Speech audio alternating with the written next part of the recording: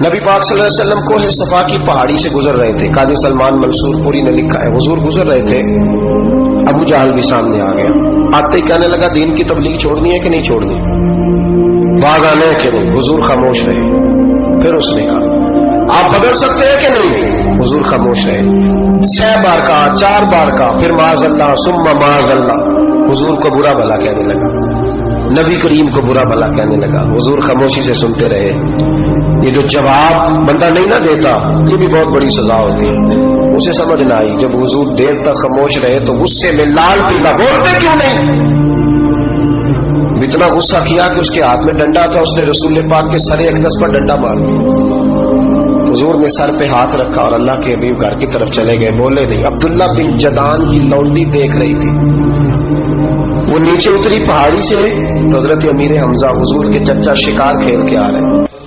وہ خاتون سامنے جا کے کھڑی ہو گئی, کہنے لگی امیر حمزہ محمد ابن عبداللہ صلی اللہ علیہ وسلم کو ابو جہل اس لیے مارتا ہے کہ ان کا والد کوئی نہیں, کوئی پوچھے گا نہیں, برادری ساری مخالف ہو گئی اس لیے مارتا ہے.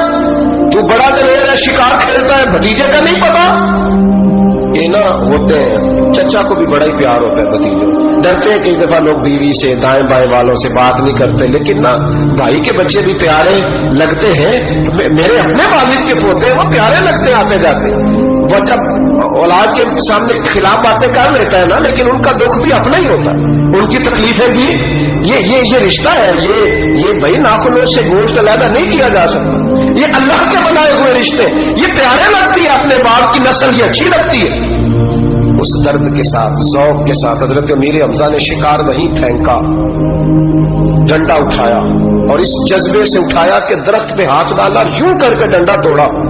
ابو جال بیٹھا تھا حرم کعبہ میں, پوچھنے لگے کہاں ہے. وہ بیٹھا ہے لوگوں کے بیچ. جا کے پہلے برا بلا کا, پھر زور سے ڈنڈا مارا. تیری جرت کیسے ہوئی میرے بھتیجے کو ہاتھ لگا کے, طاقت کیسے ہوئی تو نے میرے بھتیجے کو مارا. تو جرت کرنا میں دیکھتا ہوں تو کیسے آج کے بعد یہ حرکت کرتا ہے. اسے پتا تھا کہ حضرت امیر حمزہ کتنے دلیر ہیں, اور دلیر بھی ہیں اور اس وقت پورے جذبے میں بھی. اس نے جرت نہیں کی ہلنے کی بھی, چپ رہا. حضرت امیر حمزہ رضی اللہ تعالیٰ عنہ سیدہ خدیجہ الکبریٰ کے گھر آئے. اماں جی حضور کو پٹی کر رہی تھی اتنی دیر. نبی کریم نے چچے کو آتے دیکھا نا, یہ بڑے زخم بڑی جلدی تازے ہوتے ہیں. اٹھ کے کھڑے ہوئے. جب حضور نے ان کے کندھے پہ اپنا سر اقدس رکھا تو رونے لگے محبوب کریم. حضرت امیر حمزہ بھی روئے. نبی کریم علیہ الصلوۃ والسلام کے آنسو پھوٹ کے کہنے لگے خوش ہو جائے, اب رونے کی کوئی ضرورت نہیں. میں نے بڑا سخت بدلہ لیا, اب راضی ہو جائے, ضرورت نہیں کرے گا آئندہ. میں سر پھوڑ آیا ہوں ڈنڈے کے ساتھ.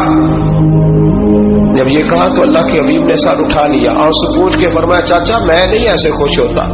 کہا بھتیجی آپ کیسے خوش ہوتے ہیں. فرمایا میرے دین کا کلمہ پڑھ جاؤ میں خوش ہو جاؤں گا. دین میں آؤ, غلامی کرو, دین کی ڈیوٹی کرو, مسلمان بنو, نمازی بنو, نیک بنو, سنت شریعت کی پابندی کرو, میں اس سے راضی ہوتا ہوں. حضرت امیر حمزہ کیا جذبہ تھا اس وقت, کیا شوق تھا. کہنے لگے کلمے سے راضی ہوتے ہو. کہا پڑھاؤ کلمہ, میں کلمہ پڑھنے کو بھی تیار ہوں. صلی اللہ تعالی علیہ وسلم کلمہ پڑھ لیا حضرت امیر حمزہ. رسول پاک علیہ السلام کی جو خواہش ہے نا, جو درد ہے, وہ درد ہے کہ لوگ جنتی ہو جائیں. حضور کے دین کا پیغام یہ ہے کہ کوئی آدمی جہنم میں نہ